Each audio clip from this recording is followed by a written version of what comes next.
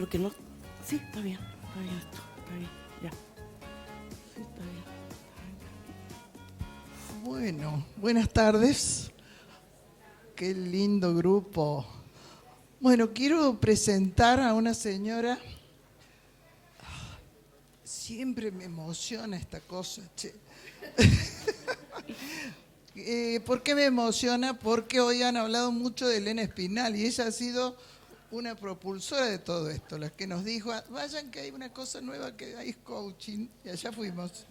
Entonces, es reconocerla. Ahora yo tengo que reconocer a Sally Benderki, que si ustedes buscan en el libro de Ontología del Lenguaje, Echeverría le agradece su traducción. O sea que viene siendo coach ontológica desde el 92. 92. Oh, Enero del 92, así que podemos decir 91. bueno. ¿Qué puedo decir de ella? Tiene un montón de títulos. Primero, ingeniera, o sea que viene de otra parte. ¿Pero qué ha hecho? Ha sido embajadora de Chile en Israel, directora de Educación Superior del Ministerio de Educación de Chile, directora ejecutiva del Centro Tecnológico del Estado de Chile, past president del directorio de 2 empresas portuarias, cursos internacionales, clínicas de coaching en las cuales formamos parte. Rafael Echeverría dice, Sally, que como coach es un bisturí. Algunas damos fe de eso. Entonces, realmente quiero presentarla, que aprovechen su experiencia en todo tipo de organización. La mirada de ella creo que nos va a dar otros caminos para seguir aprendiendo. Gracias, Sally. Muchas gracias a ti por tus fantásticas palabras. Bueno, buenas tardes a todas y a todos. A mí también me emociona mucho estar acá porque nadie es profeta en su tierra y a mí me conocen mucho más en Argentina que en Chile y dentro de Argentina en Córdoba. Y eso se lo debo a Tani y a Alicia Agüero, que después de trabajar juntas, nosotras como 2 años y medio, crearon la empresa AIT, quienes seguramente muchos de ustedes conocen. Y aquí está María Ortigosa, que también nos encontramos en Córdoba, en un curso que desarrollé yo, que era un curso de clínica para coaches. Y así sucesivamente, he estado en Resistencia, en fin. Bueno, no puedo decir que no he estado en varios lugares en Santiago y qué sé yo, pero se supone que uno como que es más conocido en su lugar. No es así ahora. Y ojalá que llegue a ser que me conozcan como parecido.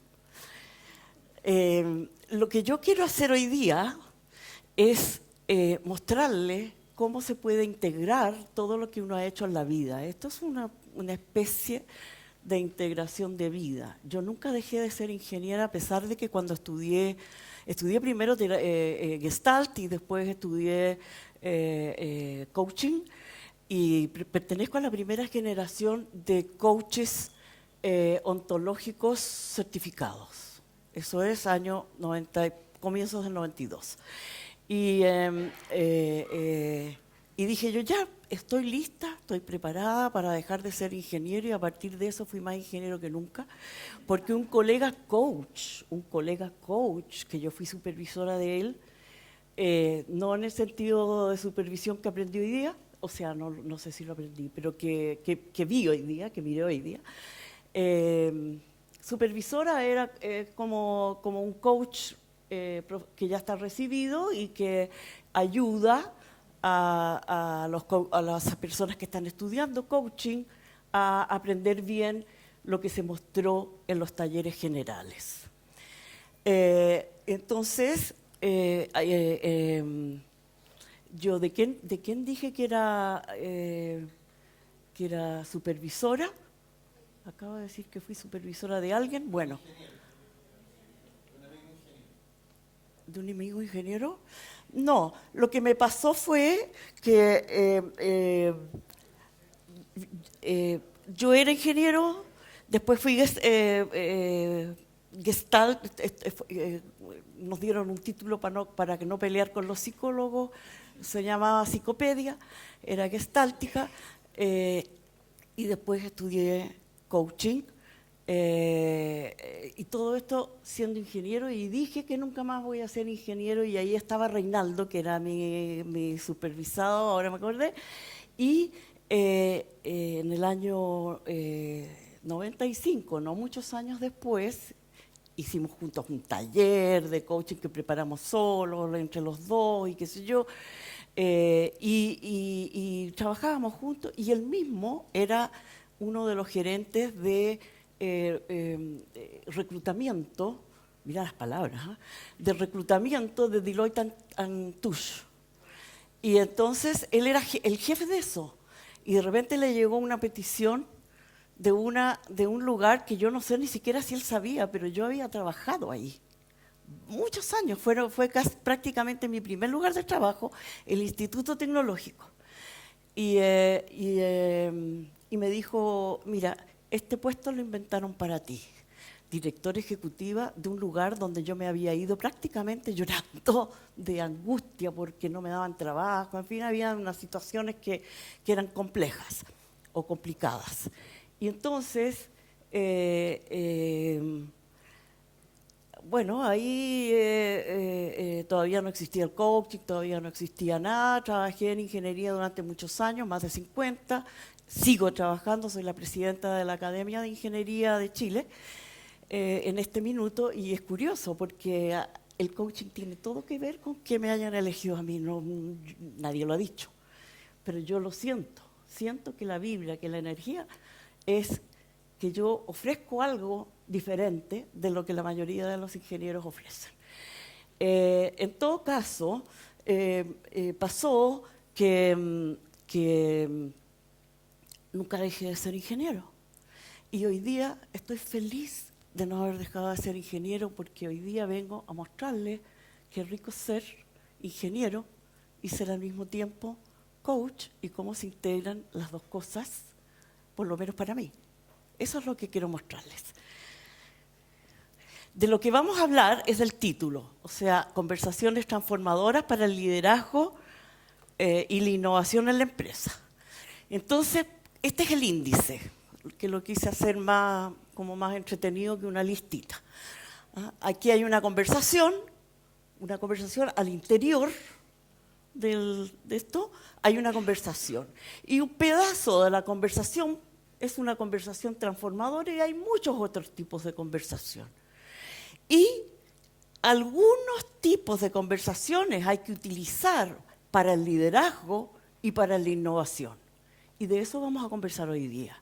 Entonces, lo que yo quiero hacer es partir por contarles cómo yo veo cuáles son los elementos esenciales de lo que tenemos que hacer para poder generar conversaciones transformadoras. No quiero decirles lo que yo creo que es una conversación transformadora, sino que quiero que veamos cuáles son los elementos esenciales.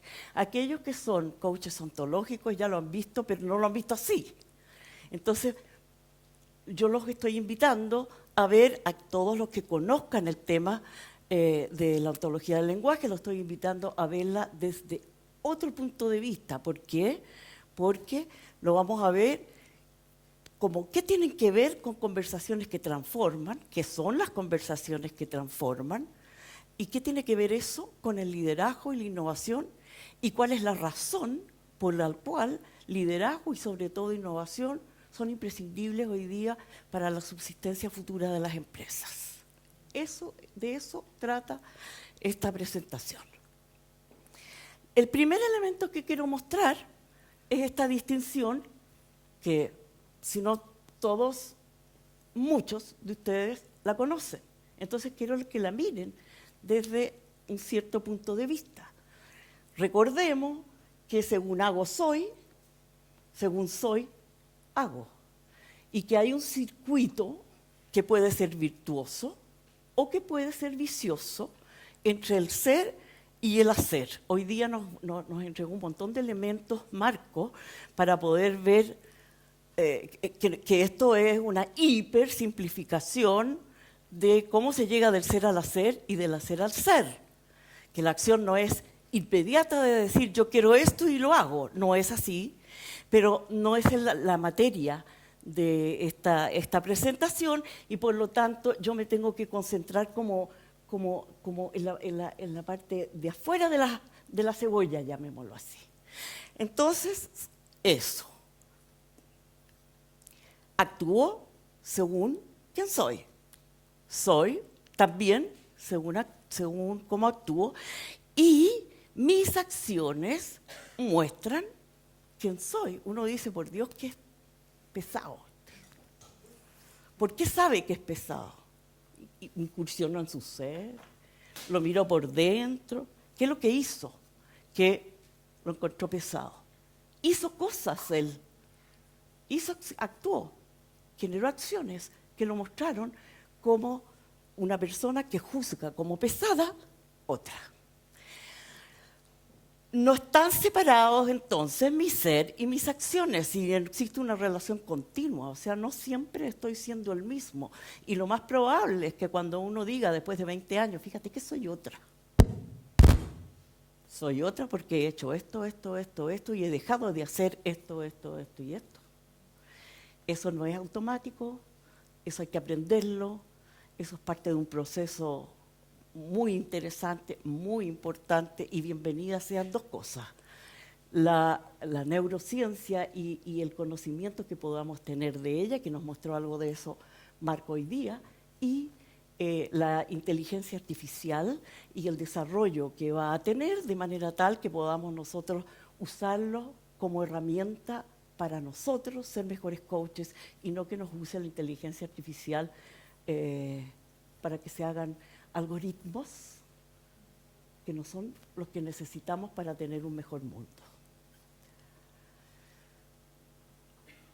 Existe una relación continua entre quién soy y lo que hago, como dijimos, o sea, mi comportamiento, y puedo elegir eliminar comportamientos dañinos e incorporar otros saludables. Es decir, cuando ya he adquirido una conciencia de mí, puedo elegirlo.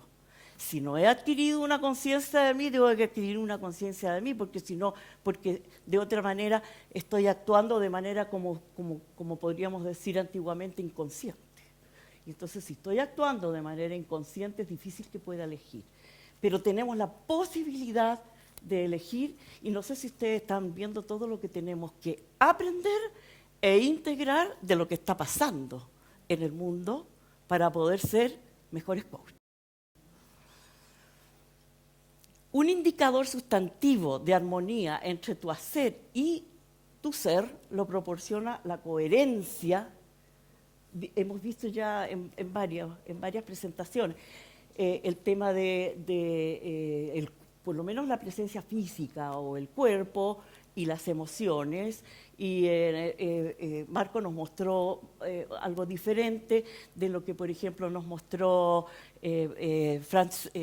María Francia, que mostró esta cosa tradicional que yo también muestro porque me parece que sigue teniendo vigencia en esto que estoy haciendo. Entonces, la coherencia no es que somos cuerpo, emociones, lenguaje, no. Lo importante es qué hacemos con esos tres.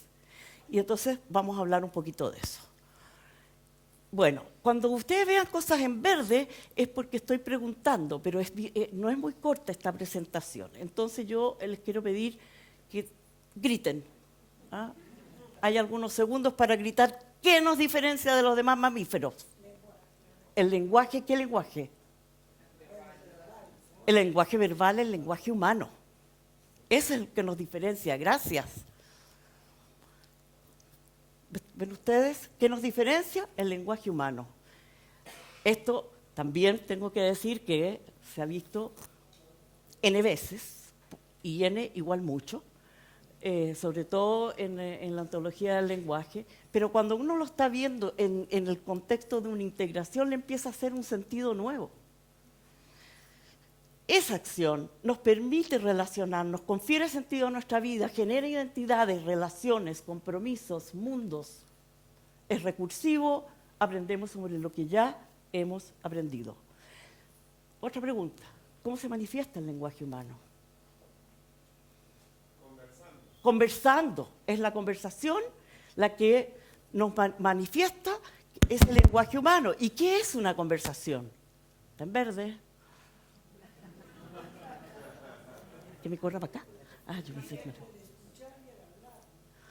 Exacto. ¿Qué es una conversación? Es la comunicación entre dos o más personas, o sea, pública, o conmigo mismo, pensamiento o conversación privada.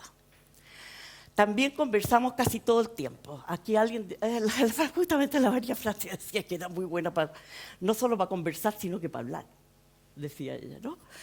Conversamos casi todo el tiempo y la calidad de las conversaciones va a determinar la posibilidad de desarrollo personal, la viabilidad de tus proyectos, tu efectividad, tu éxito, tu fracaso. Siempre hay comunicación. No existe esto de no hay comunicación. Cuando uno dice no tengo comunicación, ¿qué está diciendo? Está en verde. Que es mala la comunicación. No que no tengo comunicación, que no me gusta esa comunicación, que me gustaría cambiarla. En realidad estamos diciendo que no nos satisface la que hay. Conversar no es hablar, entonces. Se fijan, no sé, por lo menos en Chile, nadie dice conversemos. Todo el mundo dice, ya, pues juntémonos, hablemos, hablemos. No, pues no es hablemos. Si es por eso, sería mejor decir escuchémonos. No es hablemos, es conversemos. Conversemos. Conversar no es hablar. Cuando decimos hablemos, queremos decir conversemos. Y no solo el lenguaje verbal participa en una conversación, ya vimos que hay un cuerpo que está ahí. Yo no estoy como una estatua de mármol, yo me estoy moviendo porque depende de lo que yo estoy diciendo, lo que estoy sintiendo y lo que estoy sintiendo, qué le hace a mi cuerpo. Y así en círculo nos vamos, aunque el cuerpo es lo más importante, digo yo. Respiración, sensaciones, posturas, gestos, ya. Las emociones que sentimos y los estados de ánimo que nos poseen. Todo eso está participando en una conversación y entonces llegamos a algo que conocemos bastante algunos y algunas. Pero yo quiero introducirle algo que no lo he visto hoy día y que es que podemos pensar en que cuerpo, emocionalidad y lenguaje, emocionalidad son emociones, estados de ánimo, que confluyen, y permiso, lo voy a mostrar acá, confluyen acá en la zona de coherencia que llamo yo. Entonces, el coach, si no está en su zona de coherencia, y hoy día en la supervisión se pudo ver que lo que estaba diciendo, seguramente en todos, yo estuve en un solo grupo, pero seguramente en todos, lo que estaba mostrando el supervisado es que no estaba en su zona de coherencia cuando se le genera un quiebre. La zona de coherencia la tenemos que recordar cuando sigamos viendo qué pasa en la empresa. Entonces ya tenemos algunos elementos. Tenemos ser y hacer, tenemos conversación, tenemos la coherencia de lenguaje primero que nada, emociones segundo que nada y lenguaje verbal tercero que nada. Las acciones lingüísticas yo puse 3 para que no se viera tan pelado esto, pero la verdad es que no vamos a ver la última, porque callar no es del mismo nivel. Callar es elegir no hablar para mostrar algo. Y no lo vamos a ver aquí porque no es parte de lo que queremos hacer aquí en la empresa. Sería mejor que nadie eligiera callar en una empresa, que todo lo contrario, que todos se expresen en una empresa. Entonces vamos a ver escuchar y hablar en ese orden y vamos a ver por qué en ese orden. Esas son las acciones lingüísticas fundamentales, escuchar y hablar, no hay más. Fundamentales, hay otras, pero se derivan de estas. Si yo hago una declaración, estoy hablando, ¿cierto? Entonces yo dije, bueno, ya que estamos hablando de conversaciones, démosle un poco de forma, démosle un poco de conceptualización a este tema de las conversaciones y empecé a escribir ahí en mi computador una lámina que les iba a mostrar a ustedes y me salieron súper hartas. Pero lo que yo quiero que ustedes hagan Y bueno, y dije un poquito para ordenar, conversaciones de mundo y conversaciones de persona. Entonces, léanse ustedes, digamos, rapidísimo todas estas y piensen, pero que no está esta o no está esta otra, ¿ok? Inventario de conversaciones les va a ser muy útil cuando ustedes estén en una empresa, en una determinada área de la empresa, o cuando estén conversando con un directorio de la empresa, o en fin, con las distintas conversaciones que hay en la empresa. Es muy bueno que ustedes sepan, es una conversación de tal tipo. Y las conversaciones de tal tipo tienen estos componentes, ¿okay? Por eso hice el inventario y les recomiendo que lo vayamos agrandando. Llegamos a las conversaciones transformadoras y cambié el color, ¿ves? Ya no es azul, es moradito. ¿Ah? Entonces estoy mostrando esto por si se les olvidó. Ahora vamos, ya hablamos de las conversaciones, eso es lo que les quería mostrar.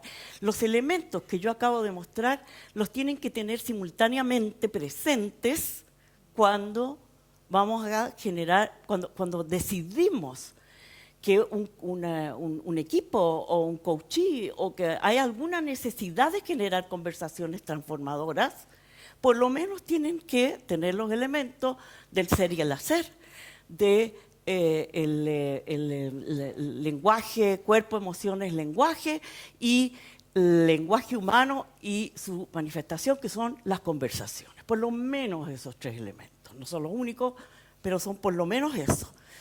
Mire, antes y después, a mí hay algunas personas que me han dicho no son la misma persona, porque hay un lunar ahí, pero ese lunar puede ser pintado, puede ser, porque esta es una foto de antes y después que yo tomé. O sea, no la tomé yo, la vi en alguna parte.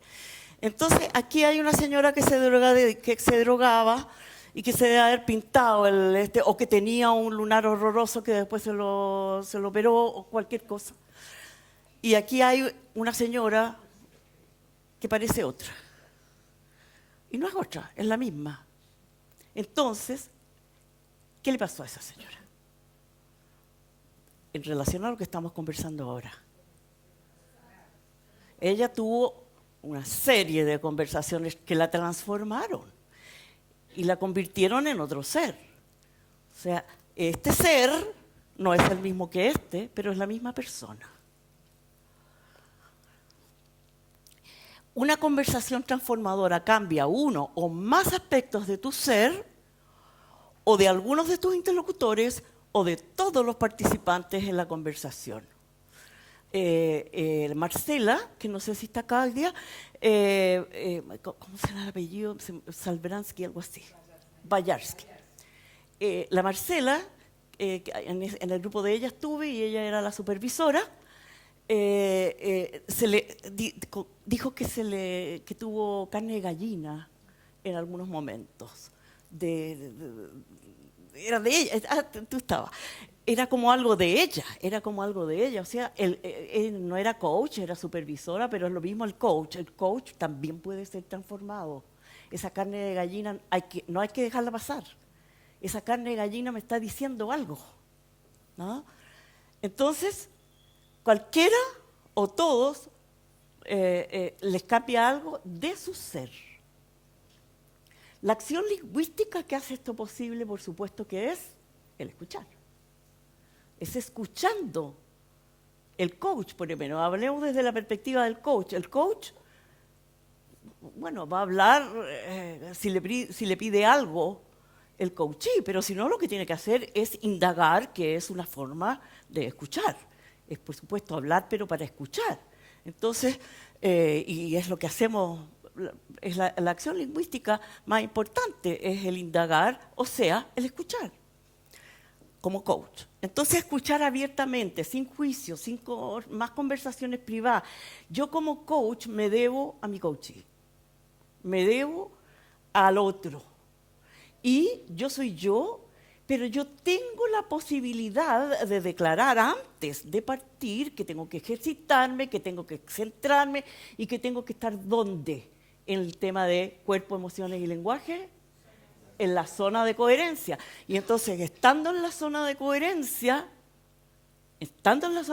vale decir, estando centrado, yo voy a poder trabajar para el coach y entonces escuchar abiertamente, sin juicio, sin otras conversaciones privadas. Eso te abre la comprensión del otro y a veces te sorprende a tal punto, y puede ser el coach, sobre todo el coachee, pero también puede ser el coach, pueden ser los dos. Y te puede entonces provocar una transformación de tu ser. Y por favor, acordémonos, no estamos hablando de todo el ser cambió. Hay un contexto y en ese contexto cambió el ser que la persona es. Y sigue siendo el mismo ser en otros contextos. Generalmente esta transformación o puede ser fruto de una elección y se hace posible a través de situarse en la zona de coherencia y la posterior reflexión. No es solo situarse ahí. Las cosas no pasan solas por lo general. O sea, pasan, pero después para tener una transformación tenemos que volver y acordémonos primero a tener atención. No dijo nada de disciplina, Marco, pero yo sí digo disciplina, etc. Veamos qué es lo que es aquí. Y una transformación se puede producir solo si estamos dispuestos a soltar creencias que podrían ser inconscientes y están muy arraigadas. Entonces, en el caso del coach, si tiene eso, va a ser difícil. Si tiene creencias muy arraigadas el coach, que ojalá no las tenga como coach, pero si las tiene va a ser difícil transformarse. Pero el coach puede ayudar, catalizar la transformación del otro en la medida que le muestra espacios que le quebran, que le rompen alguna creencia muy arraigada que tiene y que ni siquiera sabía que la tenía, ¿no? O sea, ¿qué hizo el coach? Le rompió un espacio de ceguera y lo transformó en ignorante.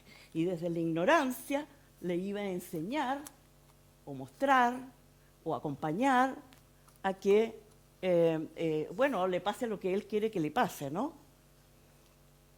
La empresa es un tipo particular de conversación, la empresa.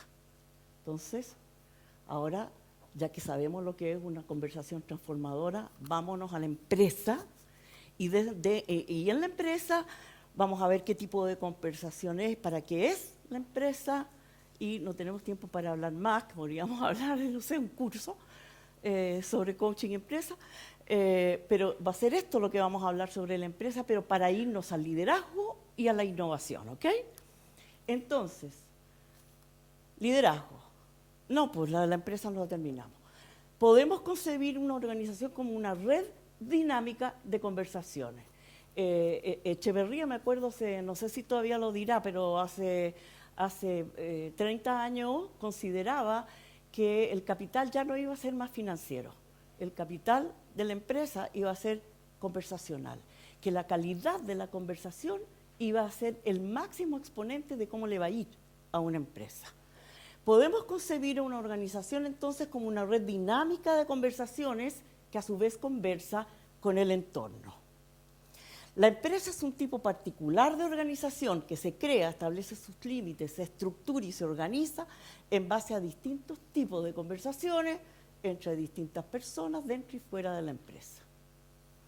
¿Y la empresa surge para qué? Una empresa que no crea valor se muere rápido. La empresa surge para crear valor. Y entonces por eso es que vamos a hablar después de la innovación. ¿Por qué es tan importante la innovación? Porque hay que crear valor y para crear valor hay que diferenciarse. Liderazgo, bien rápido. Veamos un poquito de la evolución. Recién en 1821 se empezó a usar la palabra y eso denotaba posición, ahora, o cargo. Y muchas veces los headhunters dicen se necesita un líder para la empresa que haga esto, y lo que está buscando no es un líder, está buscando un directivo. Un directivo que se haga cargo de las finanzas, de que los empleados trabajen y cumplen, digamos, aquello que él se comprometió por ellos a que hagan, a muchas cosas, pero no a hacerse cargo del crecimiento de la gente con la que trabaja. Eso no es lo que están contratando hoy día. Es bastante increíble, ¿no? Vale decir personas y culturas empresariales siguen identificando el cargo con el liderazgo. La concepción empresarial del liderazgo sí ha variado, y ha variado dependiendo de los paradigmas de gestión, desde controlar personas y procesos, que era el paradigma científico de eficiencia y productividad que formuló Frederick Taylor en 1895, y hasta el servicio, la confianza y la habilitación en el paradigma digital y de información. Pero ahora quiero mirar a la otra parte. Hoy ya se habla del paradigma de la creatividad, y la creatividad, volvemos a qué diferencia a las personas de los animales, el lenguaje humano, la imaginación, la creatividad. Y se habla de un paradigma de gestión de la creatividad, que tiene principios bastante diferentes al de eficiencia y productividad, sin desmerecer la necesidad de la eficiencia y la productividad. Acá vamos sumando requerimientos. No estamos sustituyendo unos por otros. Actualmente coexisten diversos paradigmas de gestión en el sector empresarial. ¿Es bueno o malo eso? ¿Es bueno? ¿Qué lo hace bueno?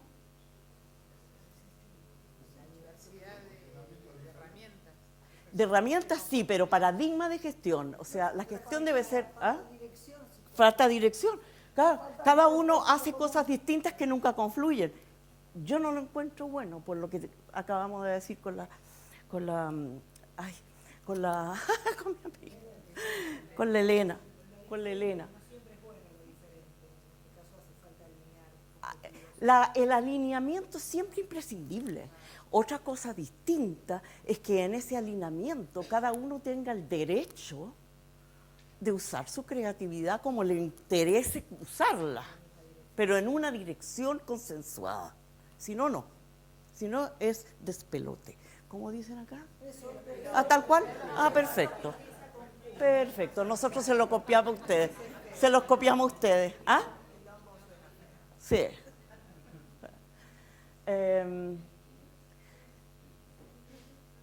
Y entonces, en algunas empresas hay más de un paradigma de gestión. Yo me acuerdo de una empresa mexicana enorme, Sesmec, que era líder en ciertos procesos tremendamente innovadores de un grupito de gente.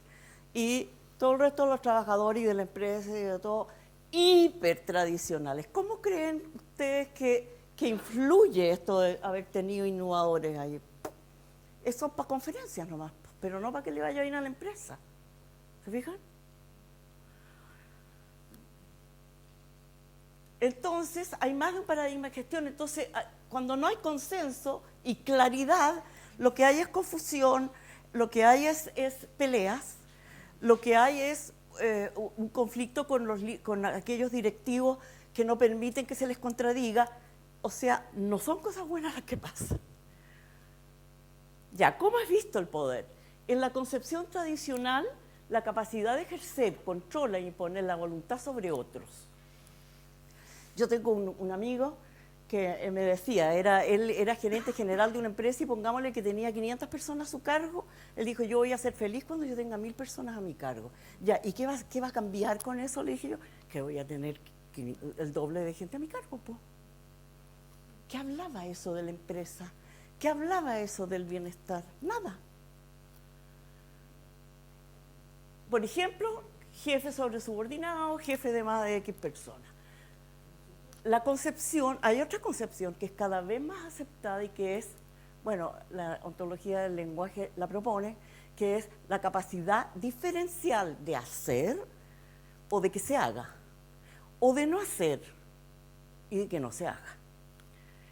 Ejemplos, estos son de hacer, poder de convocatoria, poder de decisión, poder de satisfacer a los clientes. ¿Es bueno eso para la empresa o no? ¿Que existe ese poder? Y se toma, bueno, ya ven ustedes, Sesmex, tremenda empresa. El grueso de la empresa no considera eso. Hay un grupito ahí que es como, en Chile existe esta cosa de la responsabilidad social empresarial, entonces se hacían algunas actividades culturales y era un poquito como eso, ya, para cumplir el trámite. Todo organización para su subsistencia, por supuesto que necesita una estructura de poder, porque si no, nos mandamos todos solos.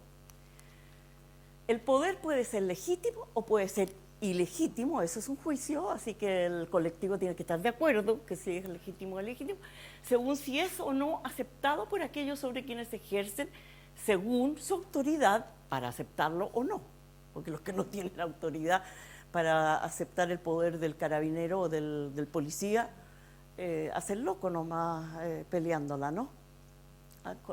¿Conocen ustedes gente que ha ganado? Nada más que gente que tiene, nosotros decimos pitutos, pero los pitutos, por lo menos en Chile, ya no hay mucho. La confusión entre gerencia y liderazgo no quiero dejarla porque ya tocamos un poquito esto.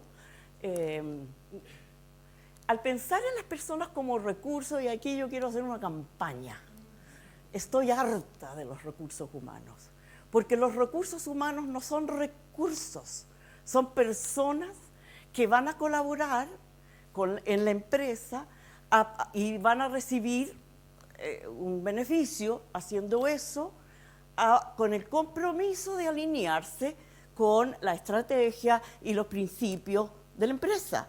Y si no hacen eso, se tienen que ir. Entonces uno en general, si el trabajador no está alineado y quiere hacer un movimiento sindical, no es tan difícil mostrarle que está equivocado y que o se va o se alinea.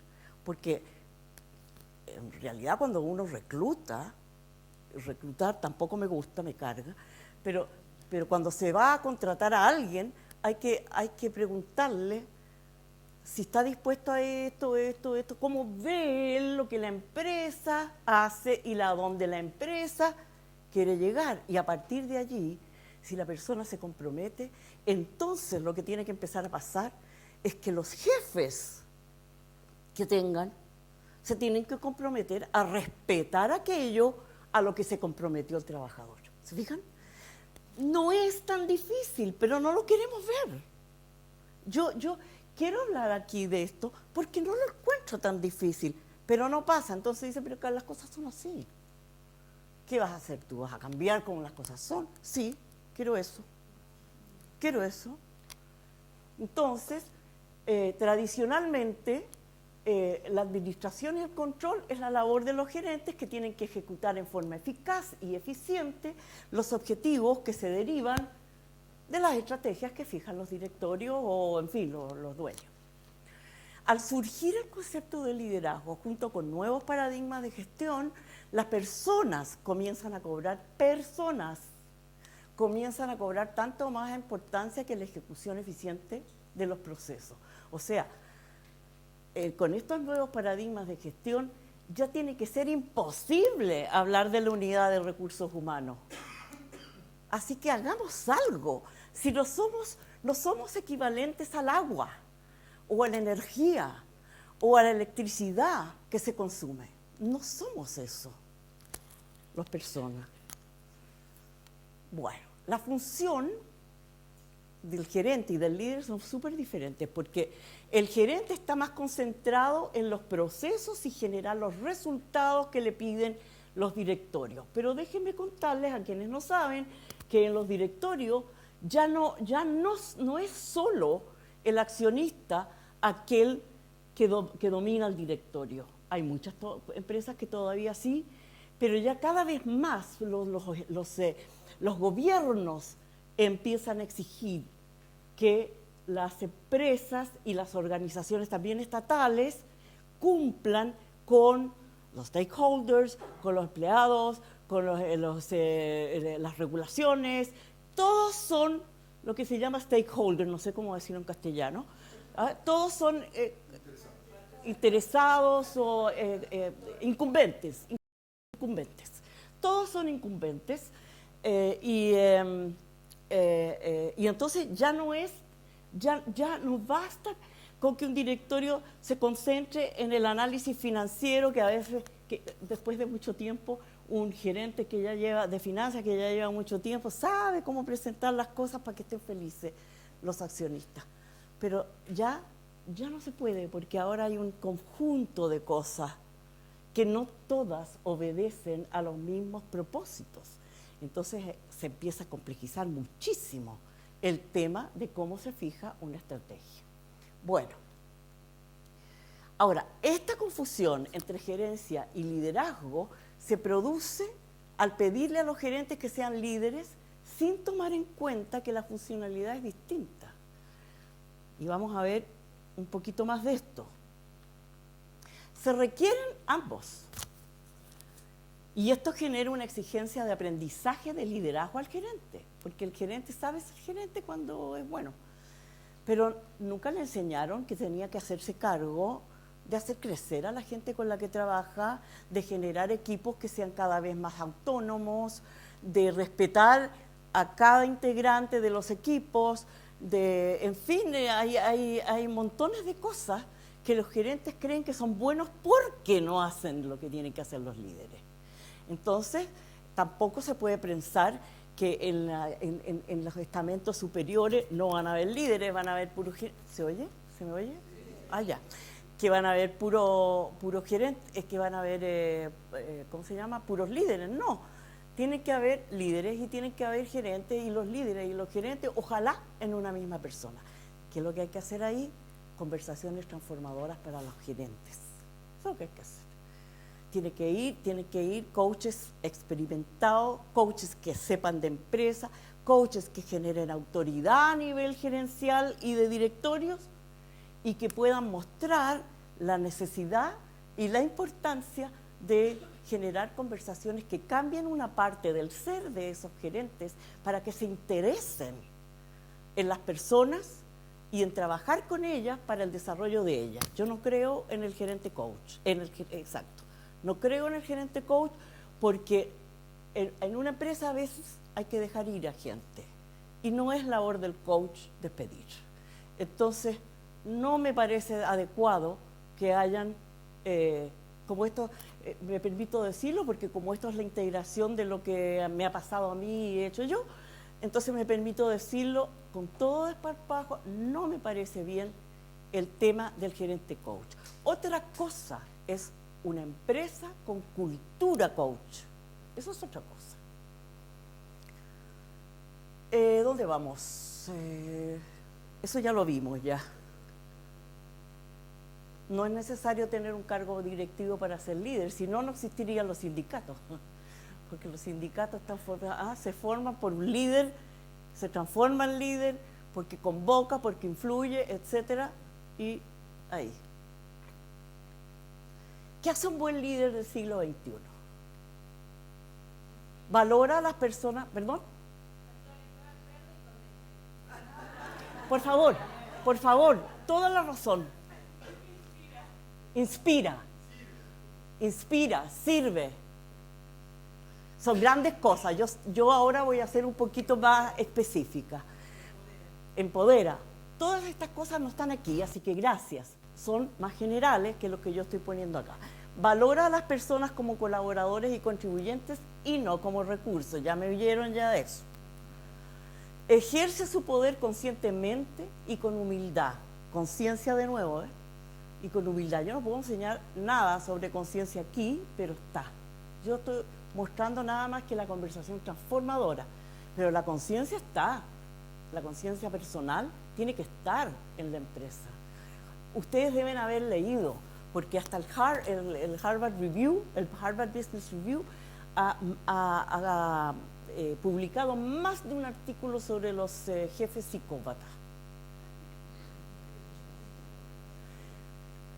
Se adapta a VICA, el mundo de la volatilidad, de la incertidumbre, de la complejidad y de la ambigüedad, ¿cierto? Se adapta mediante autoliderazgo, porque si yo no me autolidero, entonces no manejo mis emociones, ¿qué voy a hacer? Entonces ese líder se adapta mediante autoliderazgo y muestra a otros cómo hacerlo. Ayuda a formar nuevos líderes. Hay muchos directivos que no quieren que hayan otros que ni siquiera tengan la información que ellos tienen. ¿Por qué? Porque se van a empoderar y después nosotros decimos hacer luchar el piso. Desarrolla competencias para un futuro que aún no existe. ¿Qué es eso? Dirá un tradicional. Promueve la innovación en toda la empresa y aborda conversaciones difíciles. ¿Qué son las conversaciones difíciles o ejemplos de conversaciones difíciles? Negociar un aumento de sueldo, difícil. Lidiar con personalidades complicadas. Disculparse por un error cometido. Uy, hay empresas en que o sea, tú no puedes mostrar esa debilidad. También hemos visto en algunas de las reuniones el tema de la vulnerabilidad. No, por favor, prohibido, ¿no? En la empresa tradicional. Descartar una idea propuesta por un empleado. Es difícil hacerlo porque te van a considerar que a lo mejor estás favoreciendo a uno respecto de otro, en fin, no es fácil. Mostrarle a un empleado la necesidad de mejorar su desempeño. Mediar en resolver conflictos entre empleados, dejar ir a un empleado, informar a los inversionistas que la empresa tiene pérdidas, conversar con clientes frustrados de productos o servicios. Este es el tipo de cosas que yo hice para esta presentación, como hice el inventario. Ahora ustedes pueden agregar, pero yo quiero agregar una que es positiva para otro y que es muy difícil para el directivo y que es reconocer un trabajo bien hecho. El reconocimiento es algo de lo que se quejan la mayor parte de los empleados del mundo. Pero yo no la puse porque es positiva, pero dije, la presento de todas maneras. Ya, innovación. Me encanta este tema. Bueno, yo trabajo en la Academia de Ingeniería y también soy la presidenta de un comité consultivo de la Facultad de Ciencias Físicas y Matemáticas, vale decir, de la Escuela de Ingeniería de la Universidad de Chile, que es mi alma mater, en un centro que crearon hace varios años, como 7 o 8, que quieren crear una cultura de emprendimiento y de innovación. En ese contexto, la palabra mercado está siempre. O sea, un ingeniero tiene que crear valor para el mercado. Si no hay nadie que quiera comprar, porque el mercado también puede ser el Estado, por supuesto, para hacer bienes sociales. Pero si nadie quiere comprar algo, entonces el ingeniero no está innovando, está creando, está imaginando, está pasándolo bien, está haciendo un montón de cosas. No digo que no sean útiles, utilísimas, pero no está creando valor. Entonces, esta la encontré en alguna parte y me encantó. Porque dice innovación es algo, ¿sí, no es cierto? Diferente, o sea, me tengo que diferenciar de otros, que crea valor, el valor que sea que cree, pero que crea valor. Entonces yo les recomiendo aprenderse esta, porque nos sirve para cualquier profesión, para cualquier caso, para cualquier cosa. Esta definición tan sencilla de innovación, en la que estas 3 palabras son las palabras claves. ¿Cuál es la importancia de la innovación en un mundo, como hemos dicho ya, VICA? Es el único seguro contra la irrelevancia, la única forma de superar el desempeño de una industria madura. Una industria madura tiene que ser juvenil, como algunas viejas, como algunas de nosotras. Porque si no se renueva, queda obsoleta. Y cuando queda obsoleta, muere. Es la única protección para impedir que los productos y servicios se conviertan en commodities. Y es la única manera de asegurar la fidelidad de los clientes en el largo plazo. Única. Vean ustedes la importancia de la innovación. Algunos aspectos, la imaginación y la creatividad son necesarias, pero no suficientes. Las organizaciones tienen que darles recursos, tienen que desarrollar un clima y tienen que dejar que la gente innove. Y ya vamos a ver que se dice que eso es muy importante la innovación, pero no hacen nada para mostrar que es importante. Entonces deben proveer recursos, deben proveer tiempo para experimentar y prototipar con ideas. La innovación necesita construir nuevas métricas para determinar su efectividad, porque No se puede medir la innovación como se mide la producción. La innovación es un factor clave de éxito en la empresa del siglo XXI porque genera diferenciación de productos y servicios que cumplen funciones similares y que son las que van a decir, ah, esto te lo compro porque es diferente, ¿se acuerdan? Palabra clave, diferente. La innovación es una actividad eminentemente humana, por lo menos en lo que a varios de nosotros nos queda de vida. Hace algunos años, no sé si lo dicen esto, del dicho al hecho hay mucho trecho, no sé cómo se traduce en inglés eso, no tengo idea, pero... easier said than done. Perfecto, muchas gracias. Hace algunos años, el 79% de los gerentes generales consideraban la innovación como su primera prioridad en una encuesta de Boston Consulting Group. Hacia la misma época, en otra encuesta de McKinsey, un 94% de ellos estimaba que el desempeño en innovación en su empresa era pésimo. Estamos contradiciéndonos aquí, ¿no es cierto? ¿Cómo saber si los directivos se ocupan verdaderamente de la innovación? El profesor Hamel, bueno, ya lo vamos a ver porque lo tengo puesto ahí como referencia, pero el profesor Hamel dice, hagan 3 preguntas para los colaboradores de primera línea. Primera línea son los que tienen contacto con los clientes. Por ejemplo, personal administrativo, centros de llamado, bodegas, soporte tecnológico. Primera pregunta. Segunda pregunta. ¿Ha sido entrenado para innovar en el negocio? No en el proceso específico en el que está trabajando, porque la innovación es para que la empresa tire para arriba en el negocio de la empresa. O sea, ¿le han enseñado algo de negocio a los empleados? ¿Y les han enseñado a innovar en el negocio? Ya. Tercero, no, eso es primera. ¿Tienes acceso a financiamiento y tiempo laboral para experimentar? Para eso, ¿sí? ¿Tienes claro que tu jefe y el jefe de tu jefe son formalmente responsables por la innovación? Esto me lo enseñó el profesor Gary Hamel, que es un gurú de los negocios. No sé si todavía es tan gurú, pero en los años del 2000, pongámosle 5 al 2015, sí era un gurú de los negocios. Gary Hamel.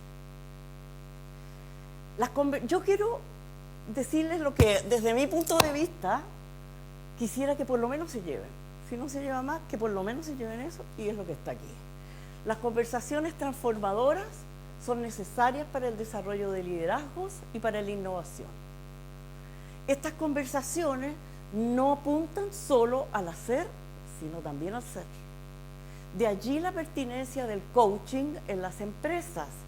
Y yo les pregunto a los coaches, ¿cuánto saben ustedes de todo lo que hemos conversado acá desde el punto de vista de la empresa, del liderazgo y de la innovación? Porque si ustedes no conocen no solo el lenguaje, sino que los procesos de las empresas, es difícil llegar a ir a hacer coaching. En Chile hay muchas empresas que dejaron de creer en el coaching durante un tiempo porque ahora ya están volviendo. ¿Ya? Muchísimas gracias. Yo soy You Leadership, Bender.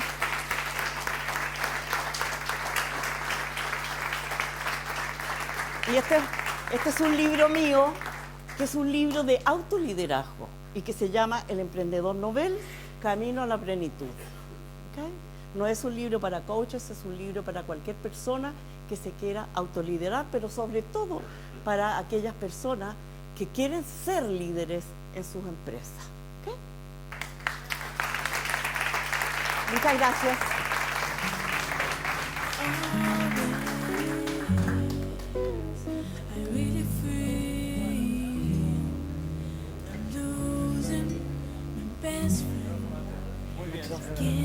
¿Sí? ¿Te pareció bien? Muchísimas gracias. ¿Dónde podríamos conseguir? Hola, hola. Mira, Tienen que ir directamente al plenario porque tenemos la actividad de cierre. No van a escanear, sino que ahí tenemos unos minutos. Vamos todos al plenario, por favor. Donde empezamos. Y está en Sala mayor.